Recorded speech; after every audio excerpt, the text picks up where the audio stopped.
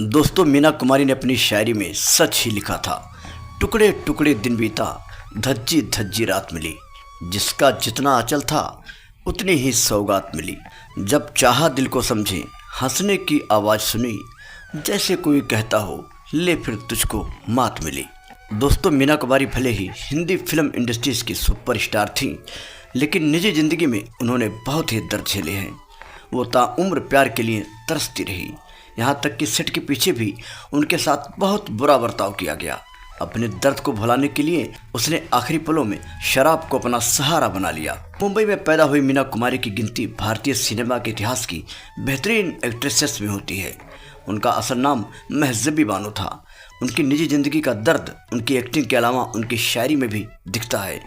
Hindi cinema को एक से एक नायाब फिल्में देने वाली मीना कुमारी का इंतकाल 31 मार्च को हुआ था। एक्ट्रेस मीना कुमारी ने अपने दौर के एक कामयाब प्रोड्यूसर डायरेक्टर की गलत हरकतों का विरोध किया तो उस बंदे ने इस बात को गांठ बांध लिया। इसके बाद एक दूसरी फिल्म में बेहद क्रूर तरीके से इसका बदला लेने के लिए षड्यंत्र रचा गया। फिल्म में जानबूझकर एक गैर जरूरी सीन क्रिएट किया गया। उसमें हीरो मीना को जोरदार थप्पड़ मारता है। पहले ही थप्पड़ में मीना अपने गाल पर हाथ रखकर वहीं बैठ गई और उनकी आंखों के आगे अंधेरा छा गया। लेकिन डायरेक्टर ने कहा कि सीन रियल लगे, इसलिए ऐसा करना जरूरी था। इसके बाद रीटेक के नाम पर एक के बाद एक जोरदार 29 थप्पड़ मीना को मारे गई।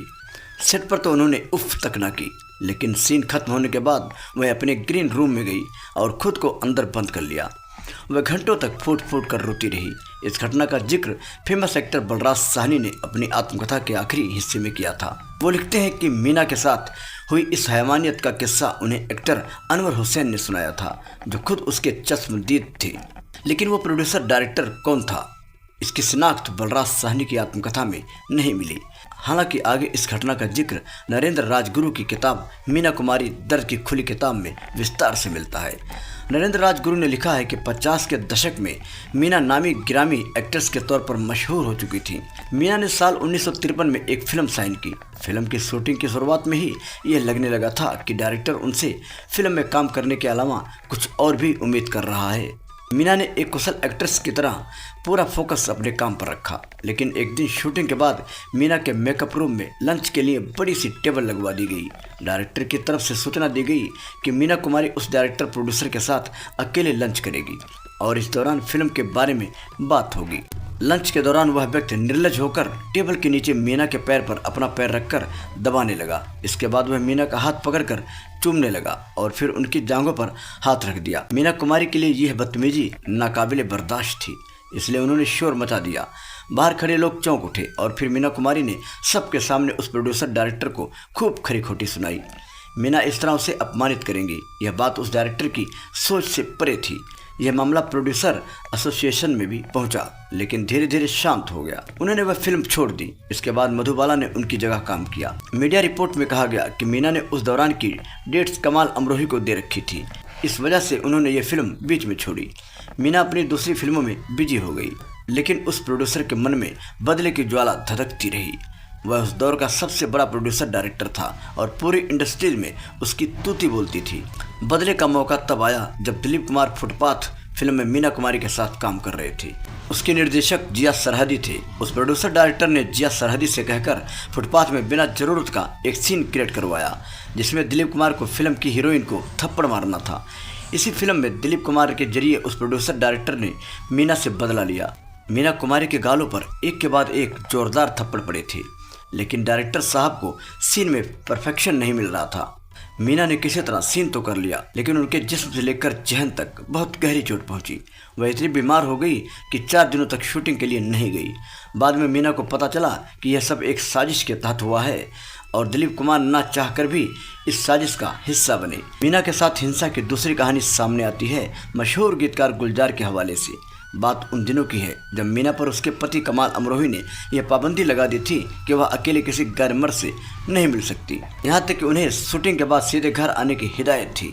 मीना इन पाबंदियों का पालन करे, इसके लिए कमाल अमरोही ने अपने असिस्टेंट बकर अली को निर्देश दिया था। बकर अली मीना कुमारी की हर एक्टिविटी पर नज़र रखने लगा और रोक टोक भी करने लगा। एक दिन हुआ यूं कि गुलजार मीना से मिलने के लिए उनकी फिल्म के सेट पर मेकअप रूम में पहुंचे। इसकी खबर जैसे ही कमाल अमरोही के असिस्टेंट बकर अली को पहुंची तो वह मौके पर पहुंचे। गुलजार के सामने ही उन्होंने सरेआम मीना को जोरदार थप्पड़ जड़ दिया। यह बात मीना को अंदर तक घर कर गई कि मेरे पति के असिस्टेंट को यह अधिकार किसने दिया कि वह मुझे थप्पड़ मारे। उन्होंने इसकी शिकायत कमाल अमरोही से की, लेकिन उन्होंने कोई जवाब नहीं दिया। इसके बाद मीना और कमाल अमरोही के रिश्तों में दरारें पड़ती गई और दोनों के रास्ते अलग हो गए। मीना ने अपने कैरियर में जितनी बुलंदियां हासिल की, अपनी निजी जिंदगी में उतने ही दर्द झेले।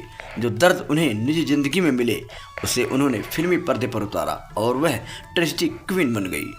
उनकी जिंदगी में जितने भी लोग आए सब ने उन्हें सिर्फ धोखा दिया, लेकिन दुख और पीड़ा ने उनका साथ कभी नहीं छोड़ा। मीना बचपन से लेकर जवानी तक प्यार के लिए तड़पती रही, जो उन्हें कभी भी नहीं मिला। जब वह पैदा हुई तो पिता ने अनाथ आश्रम के बाहर छोड़ दिया। हालांकि फिर मां की जिद पर वह उन्हें घर ले आए। घर के हालात ऐसे थे कि मीना ने बासी रोटियां खाकर बचपन गुजारा। घर की मजबूरी ऐसी थी कि मीना जैसे ही 4 साल की हुई, पिता ने उन्हें चाइल्ड आर्टिस्ट के रूप में कैमरे के सामने खड़ा कर दिया और वह पैसे कमाने की मशीन बन गई। 7 साल की उम्र में गृहस्थी की गाड़ी खींचने का पूरा जिम्मा उसके कंधों पर आ गया।